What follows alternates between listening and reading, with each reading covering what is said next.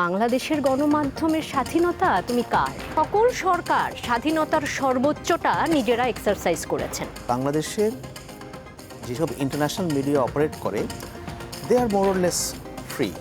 বাংলাদেশের সরকারগুলো তাদেরকে কিন্তু কখনোই কোনো সরকার খুব বেশি ঘাটায় না। বাংলাদেশে মোটা দাগে সাংবাদিকের স্বাধীনতা হলো এক ধরনের কাজীর গরুর মতো। ইন্টারিমের সময় বাংলাদেশে যা ঘটেছে গত 50 বছরে তার কোনো নমুনা এরকম ঘটেছে? যার হাতে ক্ষমতা সে কিন্তু সংবাদের বয়ান পাল্টে দিচ্ছে।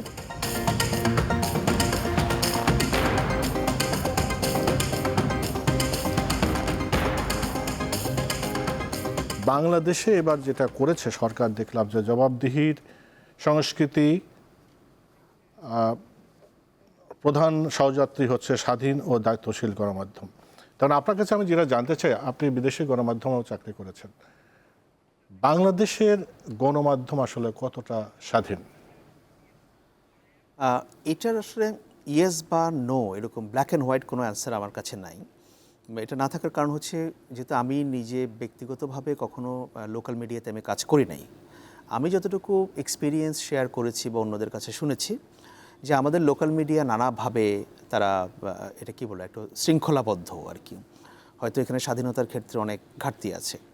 বাংলাদেশের ক্ষেত্রে এটা বেশ ইন্টারেস্টিং একটা ফেনোমেন। আপনি দেখবেন যে বাংলাদেশে যেসব ইন্টারন্যাশনাল মিডিয়া অপারেট করে দে আর মোর অর লেস ফ্রি। বাংলাদেশের সরকারগুলো তাদেরকে কিন্তু কখনোই কোনো সরকার খুব বেশি ঘাটায় না বা ঘাটানোর মতো সাহস করে না, সেটা আপনি যেভাবেই বলেন। কিন্তু যত ঝড়ঝাপটা কিন্তু লোকাল মিডিয়ার উপর দিয়ে যাবে।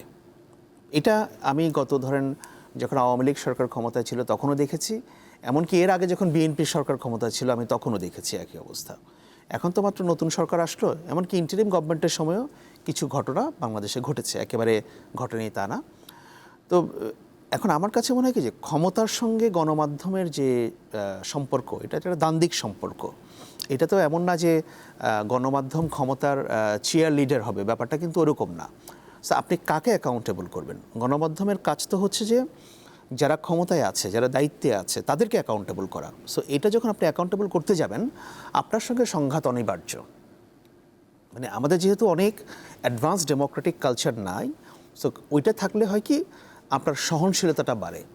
মানে আপনি অনেক ক্রিটিসিজমকে নিতে পারবেন, অ্যাবজর্ব করতে পারবেন, সহ্য করতে পারবেন, মেনে নিতে পারবেন। কিন্তু যখন আপনার অ্যাডভান্স ডেমোক্রেসি, কি আমাদের তো মিনিমাম ডেমোক্রেসিটুকুও ছিল না বা নাই, তখন গণমাধ্যমের সঙ্গে যখন আপনার দ্বান্দ্বিক সম্পর্ক তৈরি হবে, যখন আপনি একটা জবাবদিহিতার জায়গায় বসবেন বা কাউকে অ্যাকাউন্টেবল করতে চাইবেন, তখন দেখবেন যে তার চরিত্র আপনার প্রতি বদলে যাচ্ছে, তার বিহেভিয়ার আপনার প্রতি বদলে যাচ্ছে। আর আমাদের যে লোকাল মিডিয়ার কথা যেটা বললেন কতটা স্বাধীন, আমি সবসময় শুধু সরকারের দোষ দেই না যে সরকারগুলো আমাদের মিডিয়াকে পরাধীন করে রেখেছে কিনা। আমি যদি দেখি যে আমাদের মিডিয়ার যে স্বাধীনতাহীনতা বা যে পরাধীনতার যে ব্যাপারটা, এটার কয়েকটা সাইড আছে। একটা সাইড আছে যে আপনি দেখবেন সরকার তো একটা ব্যাপার, সব সরকারই চাইবে যে গণমাধ্যমকে তার জন্য কাজ করানোর, তাই না, যে কি করে তার কথা বলানো যায়, সেটা একটা আছে, নানাভাবে তারা চাপ প্রেশার ক্রিয়েট করবে। আরেকটা অংশ থাকবে যে আমাদের মালিকরা বা আমাদের যে মিডিয়ার যে ইকোনমিটা যেভাবে চলে, এখানেও আমাদের সাংবাদিকদের খুব বেশি ফ্রিডম নেওয়ার কোনো সুযোগ নাই। কারণ গণমাধ্যম তো এসেনশিয়ালি একটা কমার্শিয়াল এন্টিটি, তাই না। আপনি যেটা টিভি স্টেশন রান করছেন, এটা রান করতে আপনার কোটি কোটি টাকা খরচ হচ্ছে। তাহলে এই টাকাটা আপনার কোত্থেকে আসবে? কোনো মালিক তার পকেটের টাকা দিয়ে কিন্তু বছরের পর বছর চালাবে না, তার একটা বিজনেস মডেলে যেতে হবে। সো বিজনেস মডেলেই যখন আপনি যাবেন, তখন দেখা যায় যে আপনি যাদের কাছ থেকে বিজ্ঞাপন নিচ্ছেন, যাদের কাছ থেকে আপনি আর্থিক যে আপনার একটা লেনদেন তৈরি হচ্ছে, ওইখান থেকে একটা প্রেশার আপনার তৈরি হয়।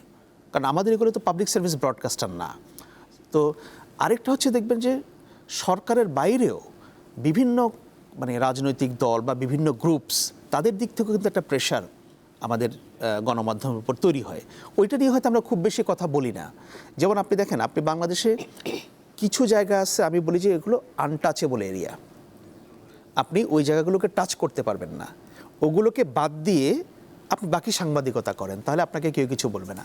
তখন দেখেও মনে হবে যে আপনি স্বাধীন, আর যাদেরকে আপনি টাচ করবেন না তারাও আপনাকে কোনো এটা নিয়ে কোনো ঘাটাবে না।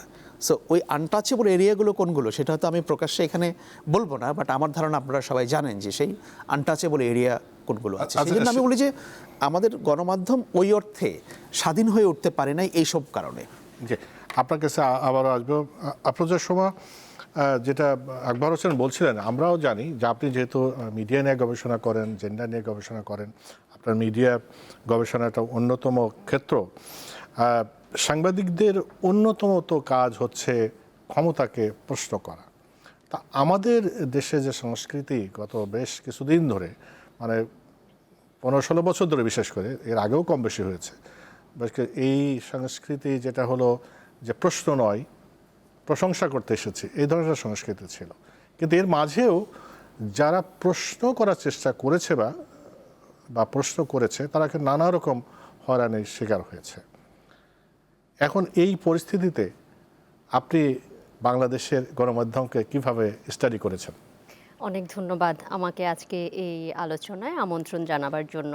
আপনি প্রথম আলোচকের কাছে যে প্রশ্নটা বলে গিয়েছিলেন যে বাংলাদেশের গণমাধ্যম কতটা স্বাধীন, আমার কাছে যে প্রশ্নটা, উত্তরটা আমি ওই বাক্যটা থেকে শুরু করতে চাই যে বাংলাদেশের গণমাধ্যম কতটুকু স্বাধীন, এই প্রশ্নটাকে আমরা যদি একটু ভিন্নভাবে খালি বলি, রিফ্রেজ করে বলি যে বাংলাদেশের গণমাধ্যমের স্বাধীনতা তুমি কার, তাহলেই দেখবেন যে আমাদের এই যেই ইকোসিস্টেমের মধ্যে আমরা আছি গণমাধ্যমের, কোন কোন পক্ষ স্বাধীনতা, আমরা যে নামে আর অন্য কোনো নামে না যাই, স্বাধীনতা ভোগ কথার কথা বা তারা পায়। মালিক স্বাধীনতা পায়, তিনি তার ইচ্ছে মতন তার রাজনৈতিক, তার অর্থনৈতিক বা তার আরও যা কিছু বলবার, তিনি যা বলতে করতে চান তিনি কিন্তু সেই স্বাধীনতাটা পাচ্ছেন। আবার সরকার, তিনি যেই সরকারই হন না কেন, আপনি একদম বাংলাদেশ স্বাধীন হওয়ার পর থেকে দাউদ হায়দারের একটা কবিতা পত্রিকায় প্রকাশিত হলো, তো তাকে পত্রপাঠ দেশ থেকে বের করে দেওয়ার আগে ওই পত্রিকাকেও ক্ষমা চাইতে হলো। আবার ধরা যাক, মানে দাউদ তো একানুন, আমাদের আরও এরকম ঘটনা আছে, রফিক আজাদ ভাদ্দে, তাই তো, ওনাকেও কিন্তু এই কবিতা লেখার কারণে মাফ চাইতে হলো এবং নানান ঘটনা আমরা জানি। আবার এর ধারাবাহিকতায় আমরা যদি আরও সামনের দিকে সরকার ধরে ধরে আসতে থাকি, আপনি এরশাদের সময়ে, আপনারা যারা মুকুল ভাই আছেন, আপনি আছেন, যারা সাংবাদিকতা করেছেন, দেখেছেন যে সেন্সরশিপ কোন নামে আসতো, অর্থাৎ সরকারের স্বাধীনতা ছিল। তার পরবর্তীতে আপনি যদি আমাদের 90 পরবর্তী সময়গুলো ফেজ বাই ফেজ দেখেন, মোটামুটি মোটা দাগে সকল সরকার স্বাধীনতার সর্বোচ্চটা নিজেরা এক্সারসাইজ করেছেন। এর বাইরে আর কে স্বাধীনতা পান? মালিক পাচ্ছেন, সরকার পাচ্ছেন, বাংলাদেশের যেই পলিটিক্যাল শক্তিগুলো আছে, বিশেষ করে তারা, আপনারা যে নামেই বলুন না কেন, রক্ষণশীল, ধর্মীয়, উগ্রপন্থী বা আরও যেই নামে বলুন না কেন, তারা স্বাধীনতা পান। তাদের মন পছন্দ হলো না, যে কোনো একটা ঘটনা ঘটলো, আপনি প্রথম আলোর সম্পাদককে নিয়ে তওবা কাটিয়ে নিয়ে আসলেন, এই ঘটনা তো আমরা দেখেছি। আবার একটু আগে এমনকি আকবর ভাইয়ের মতন ব্যক্তি, যিনি কখনো বাংলাদেশের মিডিয়াতে কাজ করেননি, যিনি লন্ডনের প্রেস মিনিস্টার ছিলেন, তিনিও ভাসুরের নাম মুখে নিলেন না যে বাংলাদেশে এমন কিছু পক্ষ আছে যাদের নিয়ে কখনো কোনো রিপোর্টিং করা যায় না। কেমন? তো আপনি তাদেরকে নিয়ে যদি কিছু একটা করেন, প্রথম আলোরে আমার উদাহরণ দিই, তাদের লম্বা সময় ধরে পত্রিকায় কেউ বিজ্ঞাপন দেবে না। আপনি তো গবেষণার কথা বললেন, এগুলো কিন্তু বাংলাদেশে রয়েছে। আবার আপনি দেখুন, কোনো একটা ঘটনা ঘটলো, সেটা ধর্ষণের ঘটনাই ঘটুক, আপনার যখন বড় একটা কংগ্লোমারেটের মতন বড়, আপনার একক মালিকানায় অনেকগুলো প্রতিষ্ঠান রয়েছে, আপনি ওই তথ্য কম বেশি রেখে বয়ান পাল্টে দিলেন, কে অপরাধী কে অপরাধী নয়, আপনার আন্ডারে 8টা-10টা মিডিয়া আছে, সেটা রেডিও, টিভি, নিউজ পেপার, সব কিছু মিলে, তাহলে সবাই স্বাধীনতা ভোগ করছে। এখন আপনি বলছেন যে আজকে তো বিশ্ব মুক্ত গণমাধ্যম দিবস, তাহলে সাংবাদিকতার স্বাধীনতা কোথায়? বাংলাদেশে মোটা দাগে সাংবাদিকের স্বাধীনতা হলো এক ধরনের কাজীর গরুর মতন। কিতাবে আপনি পাবেন বটে, বাস্তবে এটা না খুঁজে খুঁজে খুঁজে খুঁজে বার করতে হবে। কেন? কারণ আপনি সব সরকারের আমলেই গণকণ্ঠও তো তার পাবলিকেশন বন্ধ, বা আজকে রাতের বেলায় গিয়ে পুলিশ গিয়ে আচ্ছা ঠিক আছে সব দেখভাল করলাম, কালকে আর পত্রিকাটা বেরোচ্ছে না, সেরকম ঘটনা যেরকম আছে, আপনি এরশাদ, তারপরে বিএনপি আমল, তারপরে শেখ হাসিনার যে দীর্ঘ আমল, এইগুলো তো আমরা দেখেছি। ইন্টারিমের সময় বাংলাদেশে যা ঘটেছে গত 50 বছরে তার কোনো নমুনা এরকম ঘটেছে? এই হারে ঘটেনি। তার মানে আপনি দেখুন, যার হাতে ক্ষমতা সে কিন্তু সংবাদের বয়ান পাল্টে দিচ্ছে, তথ্য কম বেশি আপনি ঠিক রেখেও বয়ান পাল্টে দিচ্ছেন। তাহলে এইটা গেল একটা, আমি এটাকে বলি এইভাবে, বাংলাদেশের সাংবাদিকতা স্ট্রাকচারালি এটা এখনও সাংবাদিকতার যে দর্শন, সেই জায়গায় যারা সাংবাদিকতার কাজে নিয়োজিত রয়েছেন তারাই এখনও নিজেরা একমত হতে পারছেন না যে তারা কি প্রোপাগান্ডা করবেন, তারা কি যিনি তাদের ফান্ডিং করছেন তাদের পক্ষে ব্যবসায়িক বাদ্য বাজাবেন, নাকি তারা যে পলিটিক্যালি বায়াসড, পলিটিক্যাল পোলারিজমের দিয়ে তারা এত আক্রান্ত, যিনি বিএনপির পক্ষের সাংবাদিক তিনি নির্লজ্জের মতন বলে যাবেন, যিনি আওয়ামী লীগের পক্ষের। দেখুন, সাংবাদিকতা কোনো পক্ষ বিপক্ষ করে হয় না, কিন্তু বাংলাদেশের সাংবাদিকতাকে আপনি চিনতেই পারবেন না যদি না এই ধরনের পক্ষ বিপক্ষের কথা আপনি স্বীকার না করেন। তো আমি এইখানে মিনিটে শেষ করব। আপনি প্রশ্নটা করেছিলেন যে কেন এমন হলো, এই কারণে যে আমাদের এখানে কাঠামোগতভাবে সাংবাদিকতার যা দাবি যে তোমাকে ফান্ডিং যেই করুক, তোমাকে তো সাংবাদিকতা সেই মৌলিক নীতিটা মেনে করতে হবে। এখন আপনি যদি প্রোপাগান্ডা করতে থাকেন নির্লজ্জের মতন, দেখেন যে চারিদিকে সিনিয়ররা নেমে গেছেন আর জুনিয়রদেরকে আপনি নানান রকমের সেন্সরশিপ, ভয়, চাকরি থাকবে না, নিরাপত্তা নেই, এরকম ভীতির মধ্যে রাখেন, কে কথা বলবে?